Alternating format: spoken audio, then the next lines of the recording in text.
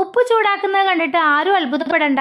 എല്ലാ വീട്ടമ്മമാർക്കും വളരെ യൂസ്ഫുൾ ആയിട്ടുള്ള ഒരു വീഡിയോ ആയിട്ടാണ് ഇന്ന് നമ്മൾ വന്നിട്ടുള്ളത്. നമ്മുടെ ഡെയിലി ലൈഫിൽ എപ്പോഴും അത്യാവശ്യമായിട്ടുള്ള ഒരു സംഭവമാണ് ഇഞ്ചി വെളുത്തുള്ളി പേസ്റ്റ് എന്ന് കരുതിയിട്ട് എല്ലാവരും ഡെയിലി ഇഞ്ചിയും വെളുത്തുള്ളി ഇങ്ങനെ നന്നാക്കി പേസ്റ്റ് ആക്കാൻ ഇഷ്ടപ്പെടുന്നവരല്ല. അപ്പോൾ നമുക്ക് ഒരുപാട് നാൾ എങ്ങനെയാണ് ഇഞ്ചി വെളുത്തുള്ളി പേസ്റ്റ് കേടുകൂടാതെ സൂക്ഷിച്ച് വെക്കാൻ നോക്കാം.